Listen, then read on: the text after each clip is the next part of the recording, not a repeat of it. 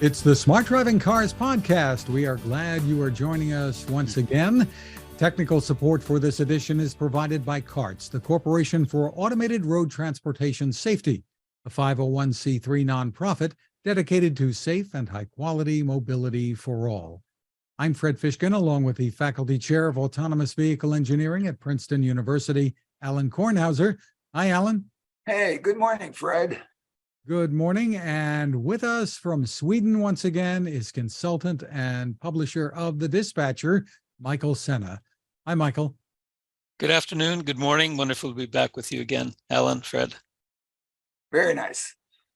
We'll dive into the latest edition of The Dispatcher in just a minute. But first, Alain, for those who missed it, we had a special edition of the podcast last week when you were in Texas, South Padre Island to be more specific, for the first launch of the SpaceX Starship. We encourage everyone to take a look at that episode. And now that the dust has settled, quite literally, how would you sum up that experience? Well, I still have my hat on, my everyday astronaut hat on. For me, it was a bucket list check off, maybe top of the bucket list check offs.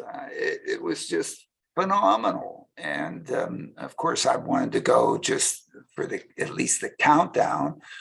And anything, beyond that went beyond T minus 9 minutes or T minus 40 seconds of what happened on Monday was just gravy on top of just a great experience. And oh my goodness, I had such a good time last Thursday and last Friday. I just don't believe it. And it's the amount that was achieved, and the hard and good work of so many people to achieve what was achieved, to me, is just heartwarming. And for me to experience it from 5 miles away live, it's interesting because a lot of people were watching the broadcast from SpaceX, because there's cellular service there, and listening to countdowns, and I'm there yelling to everybody, look, that countdown is 15 seconds late, because there's a delay on the whole thing. So we can't just listen and waiting for the countdown to get the zero that they get. It's going to be gone by then, because they're 15 seconds behind us. And somebody said, well, how do you think bookies make money? I mean, that's it's the way bookies make money. But whatever, that's another story. But seeing come out of the rumble and of course, the cloud of dust and concrete and rebar and so on that was kicked up by this thing. Turns out that was part of the launch pad, it looks like, right? Well, yeah, I mean, it dug a 10-foot hole, and it certainly wasn't the expectation.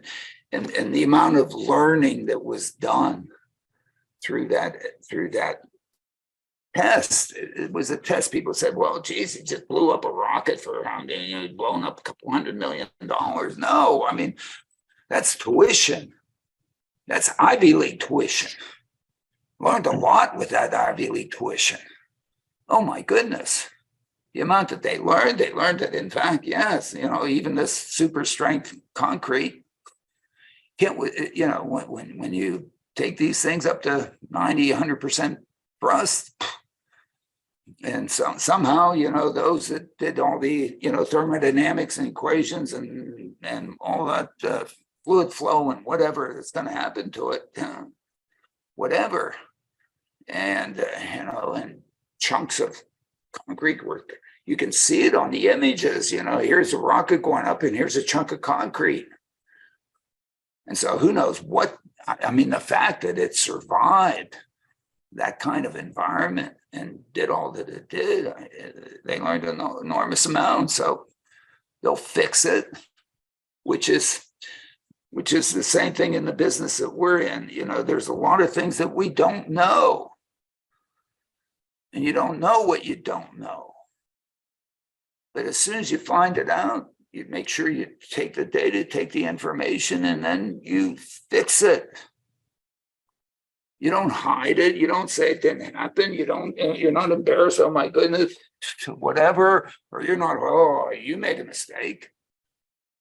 You take it and you say, hey, let's come together and let's fix it. And I think that that's what they're going to end up doing. If they don't do it, then, then it is a total waste of money and they'll die and whatever. And I think in this, smart driving car business is absolutely key that we continuously learn and we continuously try to improve. And that's what the Smart Driving Car Summit is all about. We'll be talking about that a bit later, but it's absolutely, that's what we're going to do there. Where, the idea is to learn. Yep. Let's turn to the May edition of the Dispatcher. Michael, you start out talking about your bookshelves when we see some in back of you and some books that you dusted off while spring cleaning. Yeah, well, it was a lead in. The book lead in to actually, we got Alain and I got some good news recently.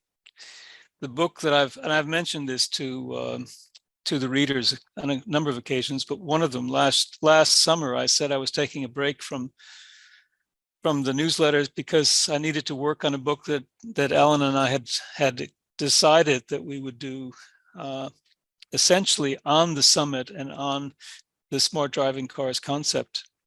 So we've been working on this for the last couple of years, and at the same time trying to find someone who would be interested in publishing it. And we did.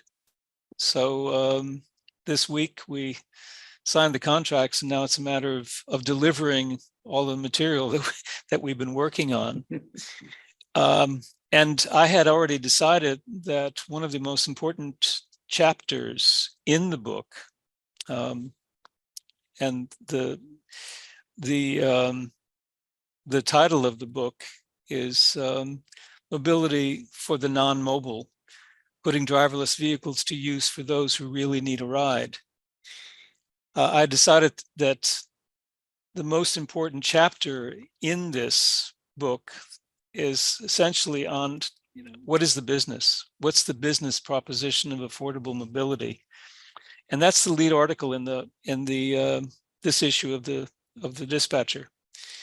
And hopefully we'll get some feedback on that. I mean, we're going to be submitting the book completed by the end of May, so there's not much time. We got a little bit extension because I wanted to make sure that we had time to pull in the last bits from the summit, which will be on the 22nd and 23rd, to include those in the last chapter of the book called Making It Happen.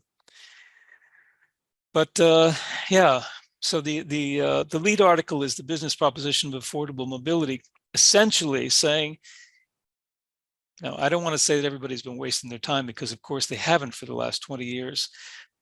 And all of the testing that's been done, of course, is going to be very useful. But we need to put this technology to use in places where it's needed. We've been pounding away at this, and pretty much every time we've had our monthly discussions, one way or another, we've talked about this. The place for driverless cars is where removing the driver makes the most sense. And it makes the most sense because the driver is the most costly component of delivering mobility.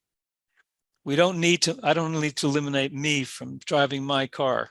I mean, I'm free, whether I'm taking my mother or my friends or myself somewhere, I'm using the car. And it's the same for everyone who's bought a car and is driving a car. We don't need to have wealthy people getting rides in cars where there's nobody else around, so that they don't have to talk to a taxi driver or an Uber driver or a Lyft driver. People who need rides, who want to go places and need to go places and cannot go to those places because public transport doesn't go there, and because they don't drive or can't afford to drive, that's where the business of affordable mobility is right now. And this chapter hopefully outlines it in a way that people can understand and begin to sort of buy into. And we're going to be discussing this at the summit. It's what you've talked about before. Yes. What is truly disruptive here? What's the reason for doing this? And that's exactly. It is disruptive. The whole concept. It's not sustainable. I mean, it's just when I say sustainable, it's not taking something that's good now and making it better. Making it better and making it better. And then the concept that we've talked about this many times with Clayton Christensen, and the concept of disruptive technology. But Schumpeter, Alan's good old buddy, came through with the concept that you need to creative destruction is you need to be able to take what you've done but make something completely better for the market as the market develops. And there are a lot of people who either cannot drive or cannot afford to drive. When I say a lot, I don't want to use the term 50% of all the people living in the United States, because that term has been used, but it's been thrown about. I put it in different format. How many people are disabled? How many people cannot drive? There are 11 million people in the United States who lost their driver's license, and they can't drive. That means they can't go to work. They can't take their kids to school. They can't do anything because they lost their driver's license. 11 million people. They have a car, but they can't drive it. There are a lot of people who are in a position of needing to have a ride, but who can't get that ride. And also the important parts of the book are, why doesn't public transport do the job that it's intended to do? It's not because people aren't, they aren't enthusiastic about it. They're doing their best. They're doing as much as they can, but there's only so much you can do with a bus. Buses can't go everywhere. We made buses bigger and bigger because, we have one driver. We make them bigger and bigger so we don't have to pay. We can spread the driver's cost over more people. But those people aren't necessarily going to fill the bus because the bus isn't going to where they want to go. And that isn't our fault either. Things have just developed. So the first chapter in the book is trying to set the stage and saying, let's all back off beating up cars. Cars didn't cause sprawl. Cars have gotten us a lot farther than we would have gotten without them.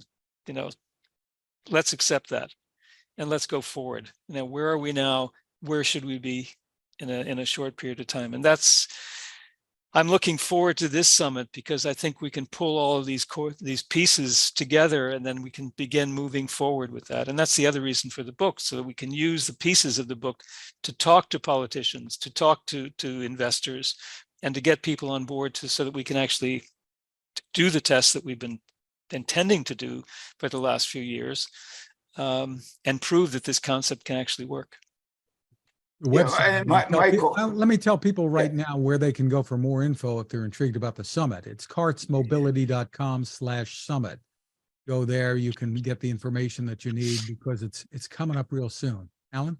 Yeah. Well, not that I think that people should feel sorry for me, but my experience last week and checking off my big check off on my bucket list, and going to last minute decision, going to South Padre Island and Boca Chica to see the launch was, of course, I was able to rent a room, and I was able to rent a car, or at least be confirmed to have a car available for me when I landed at Brownsville Airport.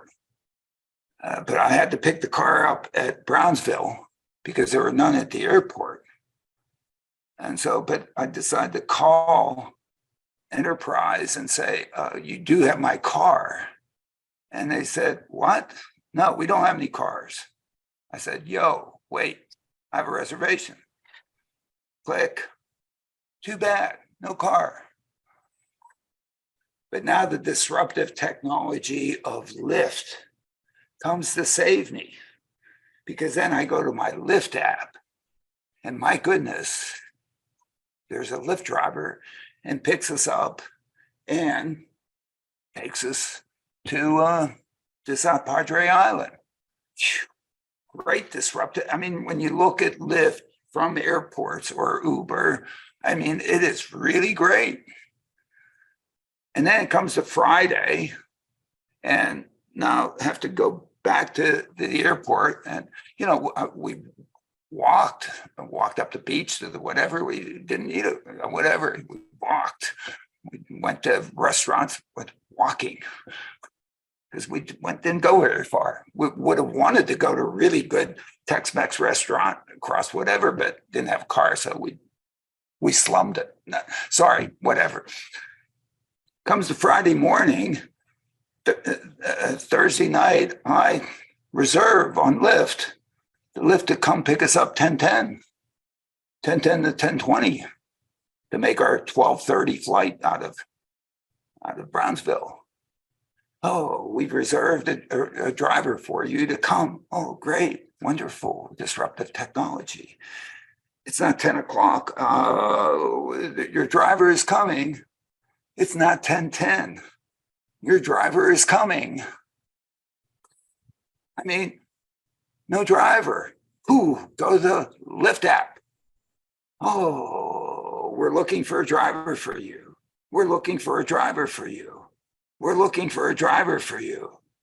Whoa, wait a minute. What?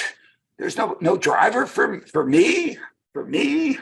Professor at Princeton? Oh my goodness, no driver for me?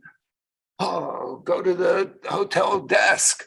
What do I do now? Oh, well, call the cab company. And yeah, they're about 4x Uber and Lyft. Oh, I've been taking advantage of Uber and Lyft financially because they work for nothing. Disruptive technology. Oh, and then some young kid, he's probably 35, goes to the counter and he's checking out. And I went, can we bum a ride from you? Can you take us off the island and take us to Brownsville where we might be able to find some mobility to the airport? We're desperate. Please, please, please. And here I am, professor at Princeton, bumming a ride. Now, I almost had to tell him, look, I'm a professor at Princeton. Don't you want to give me a ride? But he was kind enough. And of course, he had been there and he saw my hat and he'd all of a sudden said, hey, yeah, we might have something to talk about. Sure, I'll take you across. And in fact, he took us to the airport. We had such a great time. But I was bumming a ride. I mean, do you know how fortunate I've been for the last, when was my first car? I didn't have a car, but my parents couldn't afford a car. But how fortunate I've been since, I don't know, I was 22 or something, got my first car. And there are a lot of folks, as Michael mentioned, who just, want to get off the island. And how are they doing it? They're either walking or bumming a ride. Isn't there a better way for us to provide mobility? And in fact, we have this automation that should be doing it. Now, we had a great experience. I ended up going down to Boca Chica, sending images of chunks of whatever all over the place, and we're not like best buds. And there's a lot of value in bumming a ride. But, it does take something out of, not if you have to do it every day. Yep. Okay. And not if you're, and that, I think that's what we're talking about. And we're talking about when one looks at the kind of mobility that people need. It's not, hey, you got to get back to your airplane ride. It's you need to get groceries. You want to go to Walmart. You want to go work at the Amazon distribution center and make your 15 or 17 bucks an hour and punch in on time regularly. You want to be able to go to school. You want to be able to go across town and shoot hoops. You want to go, your best friend's been arrested at Trenton State Prison and you want to visit them. That's what these things can offer rides for. Computer doesn't care. We were talking recently with a member from the blind community who claims that, you know, Uber driver pulls up and sees him with his dog and drives away. Just don't want the dog in the car. I don't know why. I don't think a computer is going to do that. I don't think a cruise vehicle would do that. I don't think a Waymo vehicle would do that. And we have this stuff that can do it. But let's do it in places. Yeah, I needed a ride to the airport. But there are also a lot of other needs that these things could provide. And I think this is what Michael's talking about in the dispatcher. That's what we're going to talk about in the summit. And that's what's going to be in the book. I think you just wrote. And that's what's going to be in the book. Hey, buy it. You know, we get like 20 cents per book or something. No, we don't donate it. We don't know yet. We don't have an agent, by the way. We don't have an agent. Yeah. We get 15% more as a result of not having an agent. Oh, a lot to look forward to. 15% of zero is what? Ooh. Yeah. No, hopefully we're going to have a lot of people. Not the reason we're doing it. Trust me. No. Very exciting things to come. Obviously, the summit coming up, and then the book. Well, Michael, in the Dispatch Central section, the headline in the Dispatcher is "The Dispatcher's Reflections on the Dispatcher." Yep. Yes. Tell us what you did here and about some changes you're planning. Yeah, the Dispatcher. For those who don't know, the Dispatchers, you're looking at them. I've over the 10 years that I've been doing this, I've tried to stay in touch with my readers. I don't do Facebook. I don't do social media. So it's not a matter of doing things through that medium. I try to have direct contact through email, and it's worked pretty well. The Dispatcher is sent via email. And it's on a website, so if you want to read it on a device, you can pick it up on the website and read it in digital form. You can print it out, whatever. But what I tried to do here was to get a feeling for something that I've noticed for the last year or so, that I'm getting fewer comments after I've sent out the Dispatcher, and I just wanted to get some feedback to. I've always liked to have a reality check. Am I writing for myself, or am I writing to have these discussions, which are terribly much fun and useful? But am I reaching the people? And is there something that I'm not doing that I could be doing to do better? And in this section, I write about how many I've sent out, how many people have responded. And the bottom line is that I will be breaking up the Dispatcher into pieces that are smaller and more digestible. 25 to 35 pages has gotten to be overwhelming for for half of the people to whom I mail the Dispatcher. The other half. And I'm not going to discuss how many I send out. It could be 10,000, or it could be 10,000, or whatever. But half of the people who receive the Dispatcher are reading it. That's good. That's the good news. And of the other half, some are reading it not so often, and approximately 30% aren't reading it at all. And there are reasons for it. And so what I'm doing is, each on a bi-monthly basis, I'll have a main article, like the lead article in each of the issues that I've been sending out for the last few years, like the one in this May issue. I'll have a monthly dispatch central, which is, these things are happening in the industry. It's not just news. It's my take on what's going on. What's going on with the European Commission and their proposal for new regulations on emissions. What's Renault, Geely, and the largest company in the world, Aramco, doing, going into a partnership. These sorts of things in Dispatch Central. So that I'll send out on a monthly basis, and then periodically I will send out musings, and the musings will either be written by me, or, as in this issue, it's a musings of a dispatcher's friend. And in this case, it is a friend, someone I've known for quite some time, who's a lawyer. His name is Maynard Thompson. And Maynard does a wonderful job of explaining, why we should be helping people who don't have cars rather than making it more difficult for people to drive. And he does it in a wonderful way.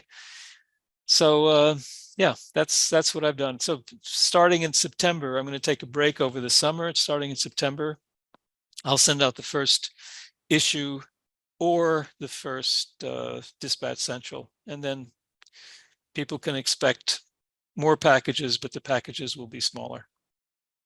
An evolution, so to speak. So yeah, an evolution. Yep.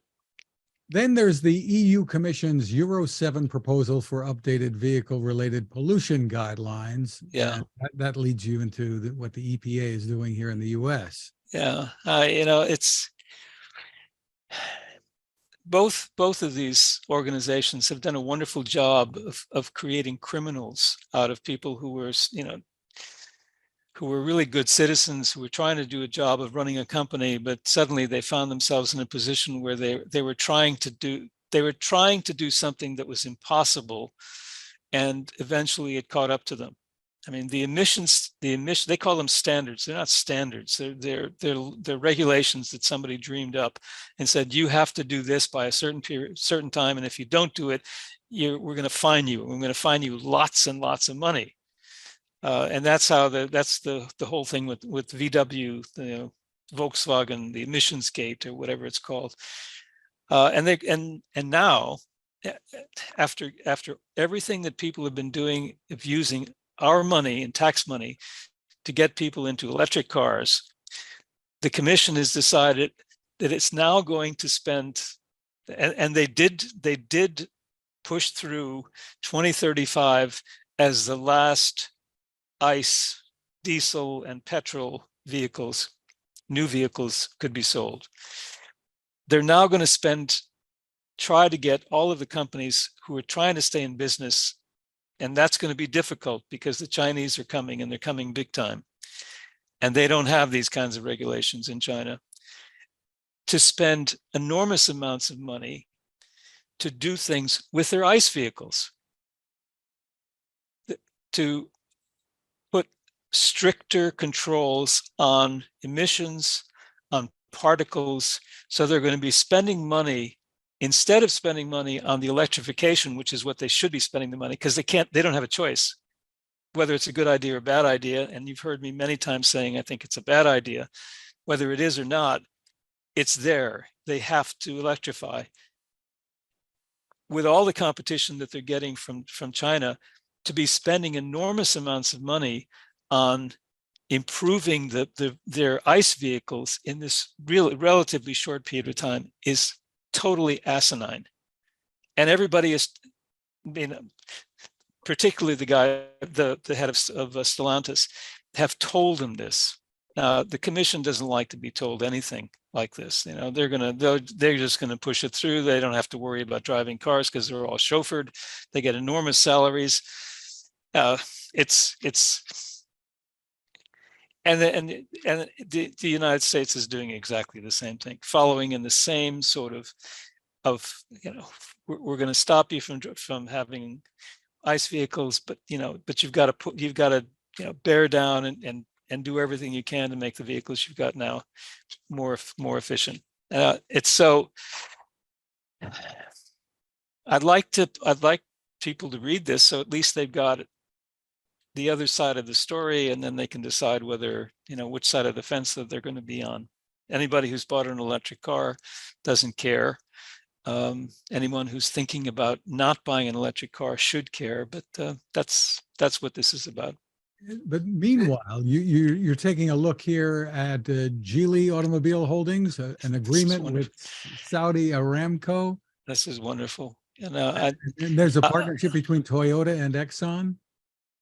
I haven't seen anywhere else where this issue is taken up.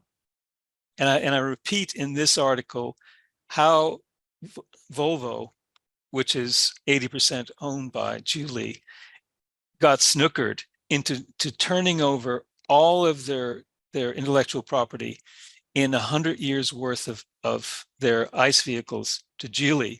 And then Geely is turned around and leveraged that into joint ventures, 50-50 joint venture with Renault, where Renault is putting in 50% of all of its ICE into this JV, which Geely is now sucking in. And guess who they're going into business with? The largest company in the world, Aramco. For all of you who don't know who Aramco is, it's the guy in charge of Saudi Arabia, Mr. Saudi Arabia himself, bin whoever, who is, you know his name, the guy he's eating up the golf tours and he's eating up the cars. And, so they've got this wonderful organization that is going to move forward. 2035 in the United States and Europe makes no difference to these folks. They're going to go forward wherever they're going to be selling ICE vehicles, which is what, basically the rest of the world. And that's what they're going to do. So while all of the companies that have been trying to electrify and eating up all of their money doing that, you've got Geely, which is a Chinese company. Renault has somehow managed to get in here. I don't know if there'll be others doing pretty much the same thing, but yeah, there will definitely be a life after 2035. There will definitely be ICE vehicles on the road. The good news is, and I mentioned this in the Euro 7 issue, the pushed through the e-fuels, so that if you own a Porsche, an old Porsche, you'll be able to drive it with a clear conscience, because e-fuels will work in the old Porsche. But they'll also be selling new Porsches, which are basically ICE vehicles that will use e-fuels. E-fuels are biogas type fuels that will work in a internal combustion type engine with no emissions, except the emissions that went into producing the fuel. So it's all important stuff. I mean, stuff that we should know when you're thinking about buying a car. What's the chance that you're going to be able to drive your hybrid RAV4 if you manage to keep it for another 12 or 13 years? And the chances are pretty good. Yeah, Michael, I think what you point out is the auto industry is being asked to really make electric vehicles work, and if you happen to be the traditional auto industry that makes ICE vehicles, you have to make those a hell of a lot better, and that requires then similar investments. And if you don't, then I guess we're going to fine you and so on. It really is asking an enormous amount, from the industry. And I don't know where Elon stands on all this with Tesla, because he doesn't make internal combustion engine ICE. So he only has to worry about making electric vehicles better, as opposed to doing both. And, I guess he's going to have a competitive advantage. Did he write this? Or maybe Is he behind this? You haven't found that to be the case. He's just Not taking Starship, isn't that advantage an of it. internal combustion engine? Of course he is. Of Yeah. course he is behind it. I said this a long time ago. I mean, you remember the series that I did on China? Yeah.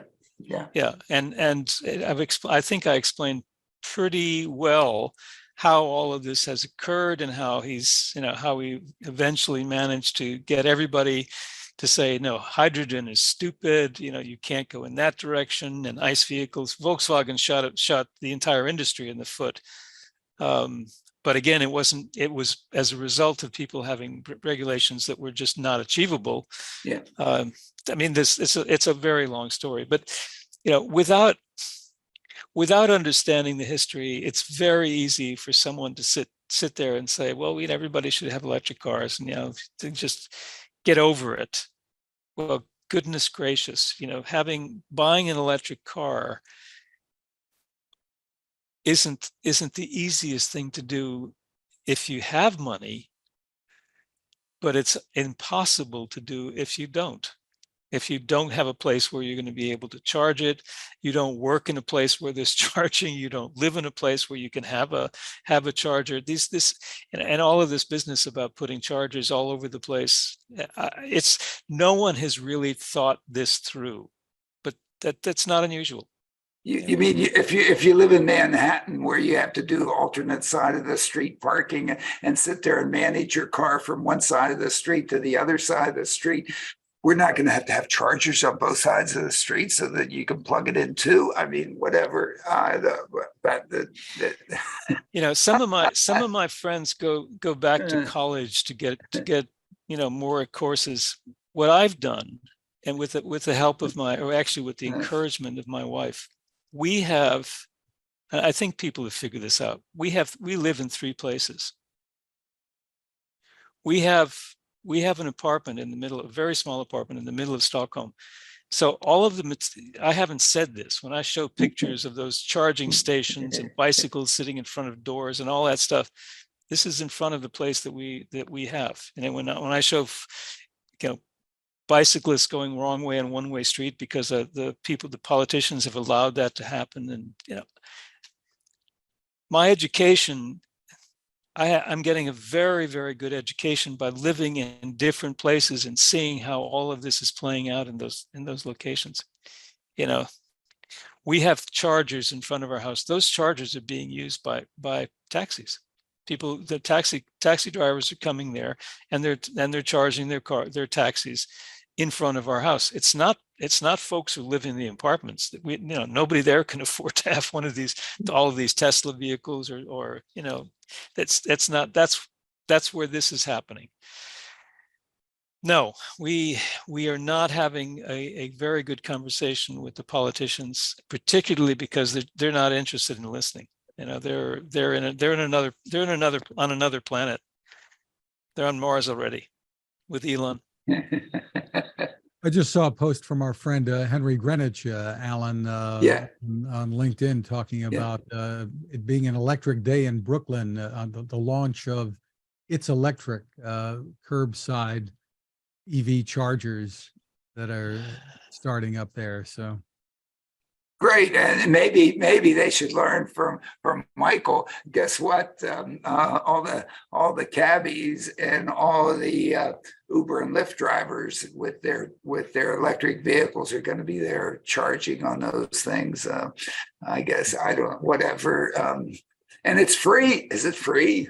Electricity is free. Yeah, electricity. All electricity is free. You never pay for it. You mean when you plug your computer in at the airport or wherever you are, it's free. Someone is actually paying for that. You're using somebody's electricity, and I certainly have been and continue to be someone who actually does it, because we have to charge all of this stuff. Like I'm sitting here charging my telephone, but I'm paying for it. So when I was growing up, and my mother would scold me for not turning off the lights.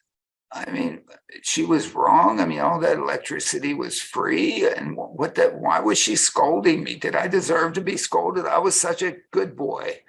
it must be a long time since you lived in Pittsburgh, because I think Pittsburgh, you said the same thing in Pittsburgh as we said in Scranton: close the lights. Yeah, yeah, Close the lights. yeah, Open the lights. Open and close yeah, the lights. Yeah. yeah, yeah, yeah. Yeah. Yeah, She was yeah, right. I mean, she Your was mom was right. right. Yeah, she was Oh, right. well, I know. I guess that's the reason why we could eat and as opposed to having the lights on. In the Yeah, music section, do you want to move on to the next thing here? yeah, Yeah. Michael? The Yes. musing section, you actually have a guest article. Yeah, the guest article is by a good friend, Maynard Thompson. He's had a lot of practice writing. He has published his fiction, and he's a very, very good author. And I think he's done a wonderful job in this musings, describing what it is that we, most of us who are listening to this broadcast and reading the Dispatcher, and who will be reading our book, we're not in the same position as the people who can't afford to drive a car. We're doing so much to save the planet, to make sure that everybody is going to be able to continue living in the future. But in the meantime, people have to live today. And a lot of the things that we're doing, whether it's pushing people into electric cars, which are very expensive, or doing things with regulations, which make things much more costly than they would be without the regulations, we're doing it without totally understanding what the implications of those are. And I think Maynard does a good job with an amusing, way of writing, in just reminding us that there are people who aren't as fortunate as we are, who can't afford to have a car and do what we can do with our cars. Let's try to find some ways of bringing them on board as well. So that's what the musing is about. And I'm really happy to have Maynard and I'm going to be doing this in the future. I've got one from another good friend of ours, who will be coming in the June issue. The June issue will be the last, the big issues. Terrific. Alan, a couple of quick headlines here. Cruise self-driving taxis are now operating around the clock in San Francisco. And there are posts from Kyle Vogt about it, talking about this is a really big deal for them. yeah. I think it is, and it was a shame that people didn't really take when they were as positive when they started offering mobility just at night. As I've argued, I thought that was wonderful that they did it at night, because that's when Mooney is closed down. They can't get people to come in there and work. They can't argue to have bus service. And so here, it was great that GM Cruise decided to go in there and provide mobility at night. Some people, for whatever reason, need to have mobility. And again, if one can get the productivity of these things to a point, as we've sort of argued, something like 100-person trips a day, that's over the 24 hours, which means, yes, you're going to do a few at night. That's not where you're going to do the bulk of them, but you're going to do a few at night. Why? Because you have the vehicles available. Computer can, it doesn't need to go there and sleep, whatever. And so it can be available. And so I thought it was fantastic that they were providing mobility at night, and now expanding to do it during the day also great. I think they should come to Trenton, and they should come to Jersey, and they should come to where people will really appreciate the mobility that they provided. Maybe they're appreciating it there in San Francisco, although it seems to me that, my goodness, I don't see too many articles praising them for what they're doing, as opposed to, whatever, they ran over a fire hose, how terrible. I mean, cut it out. Well, The Verge is also reporting, Alan, that Cruise the robotaxi division at GM lost $561 million in the first quarter of this year. Well, yeah, I'm sure that, they're working hard to try to make it work. I think, I think they should make all that they've learned, all that they improved it, and take a look at to whom they are trying to provide mobility, to look at what it really is, the quality of the mobility they provide, and to look at the marketplace as to who will really appreciate them. And as Michael and I and others have looked at the folks, they're really folks who live in places for which they don't really have access to cars, and that is an enormous number of people. And Yes. and look at that market, and guess what? It was just like what I had when trying to leave opportunities that I had when I was trying to leave South Padre Island. My option was to walk, or who knows whether or not a taxi would have come and how much they would have thought that predatory price me. And to provide that mobility out there to people who, oh my goodness, what you offer compared to what I had to do, what I was facing is like, let me kiss your feet. And I think that's and guess what? Do it every day.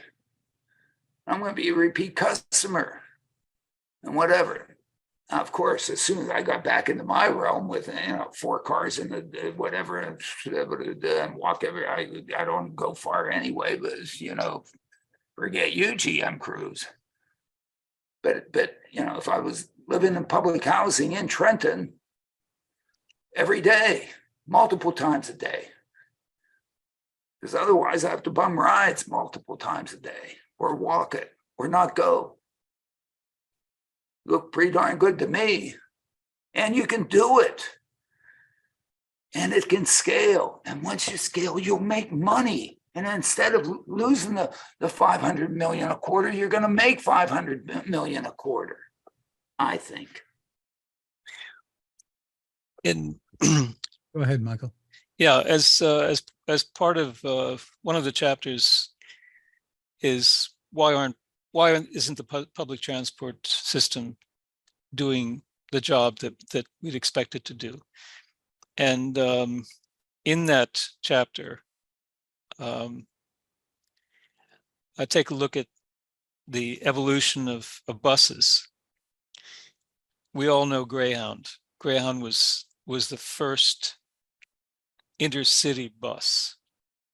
Does anybody know who and how Greyhound was founded?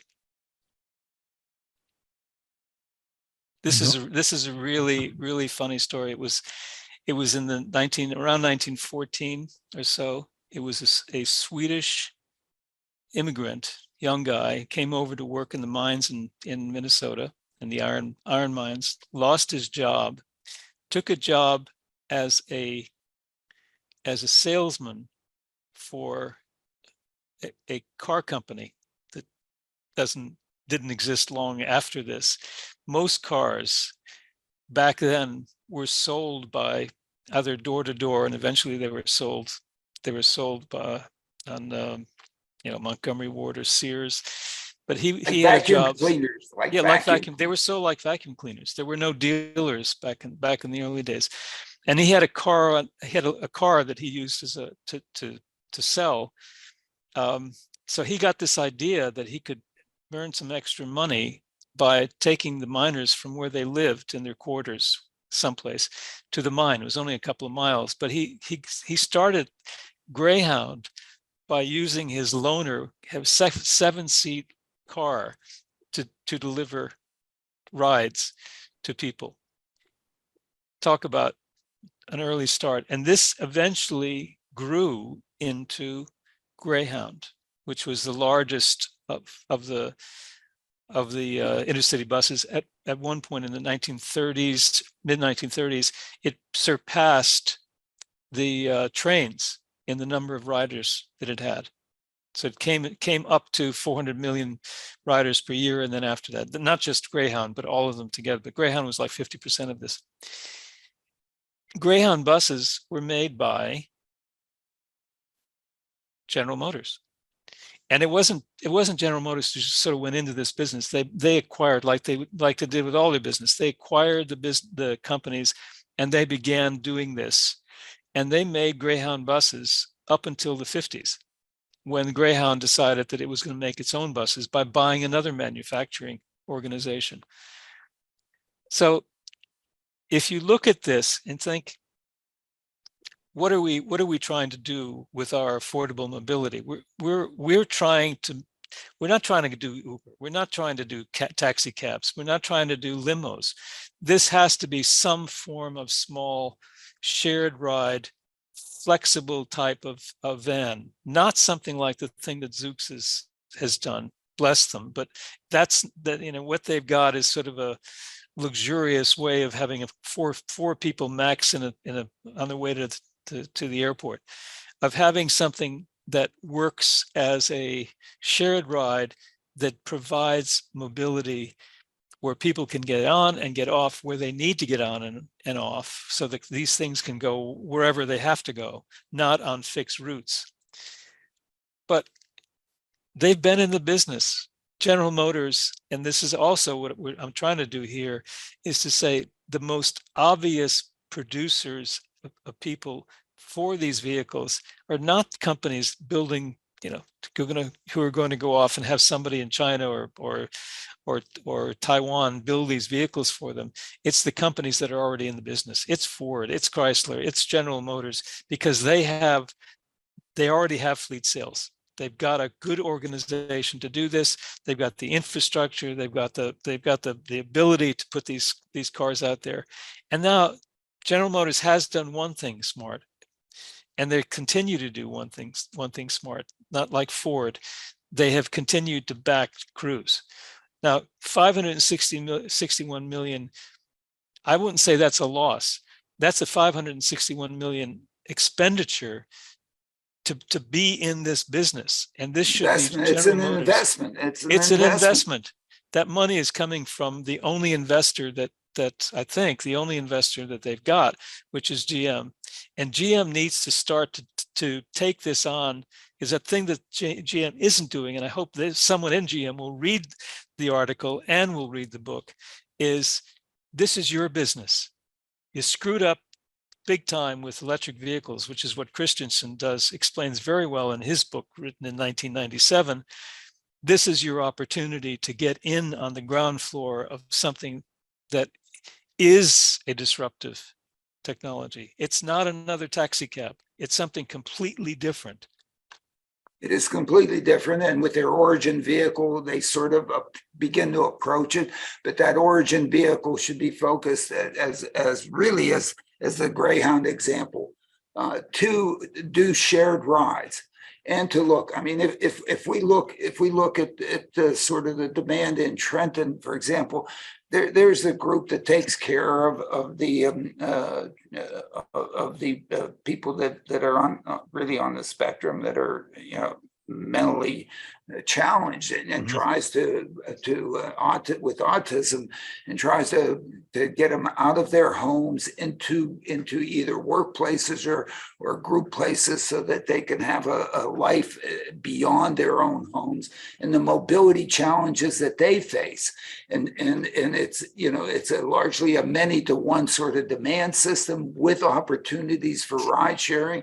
And in fact, an origin vehicle that's automated could provide them with the mobility. Their challenges in terms of delivering value to that community is one in which mobility is the key thing. They're trying to get people from their homes to various facilities or to some workplaces and back, and maybe go around and visit this or participate in that and have a life outside of their home. Absolutely a wonderful thing. If one looks again at trying to provide workers blue collar workers to Amazon distribution facilities. I mean, they thousands of people. They have plenty of automation in there. They still need people in there, but they need people to come there and punch in on time. And they have shifts. So guess what? There's a many to one to many flow. There are opportunities to serve this. These occur in various times.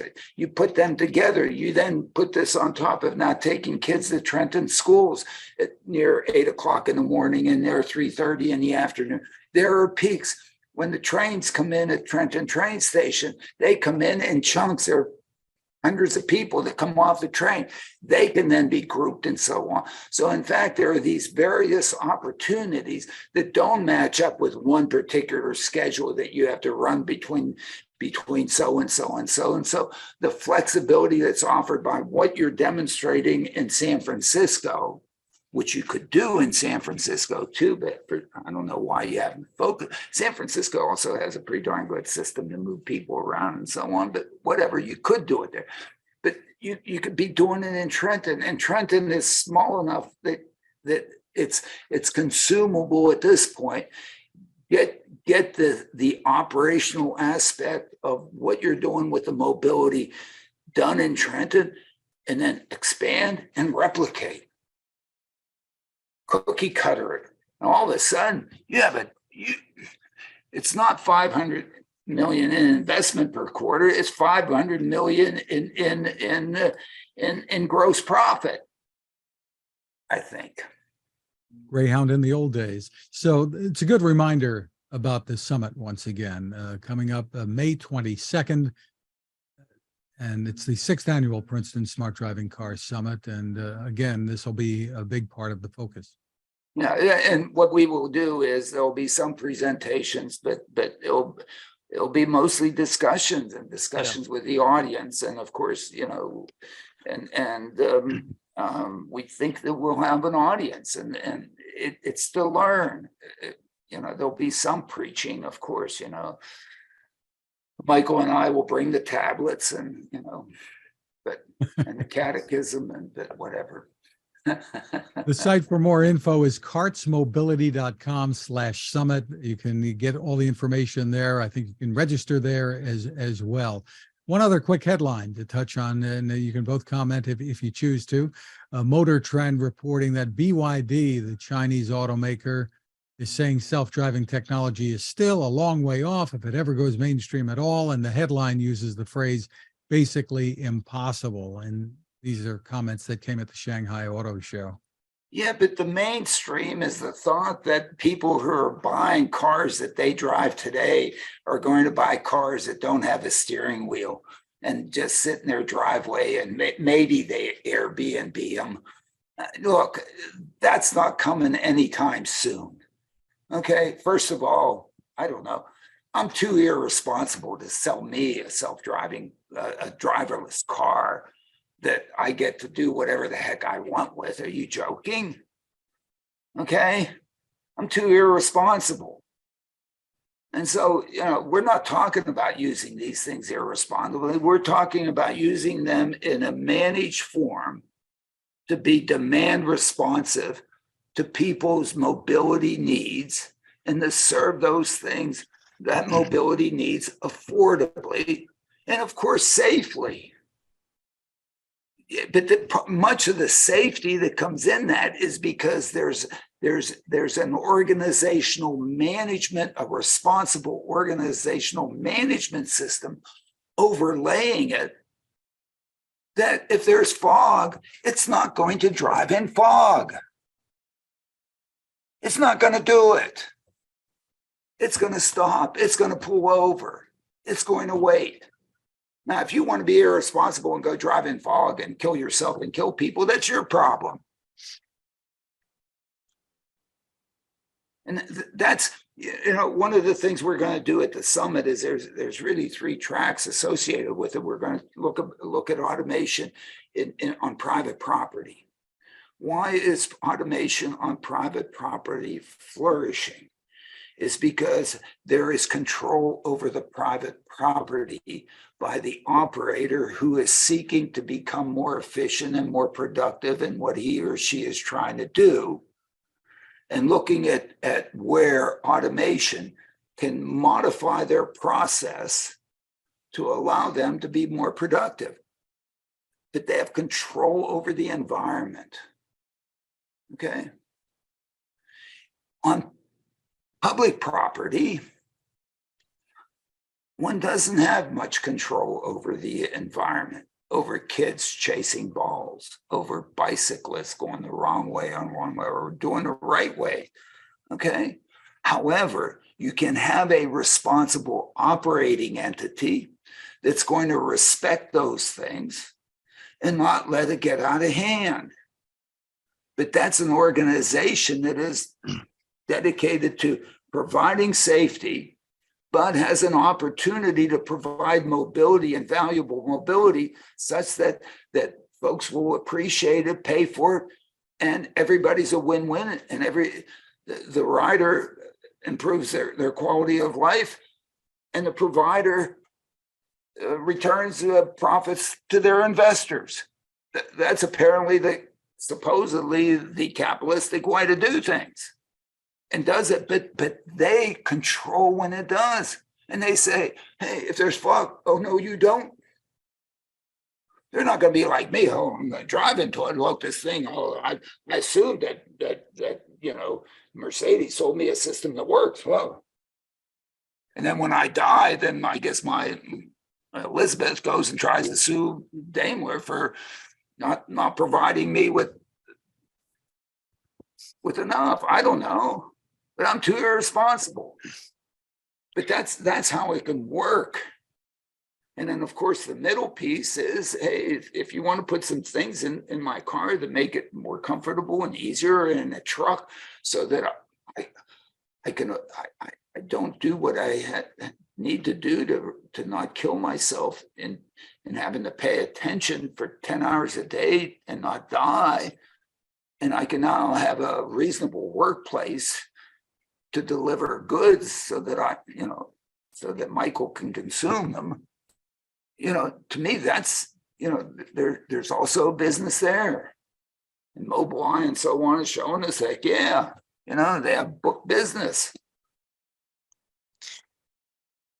I'm gonna get back to Fred's question. Yeah. Well, did I go beyond it? Yeah, you did. Yeah, sorry. BYD, the guy from whoever it was from BYD, saying, not now.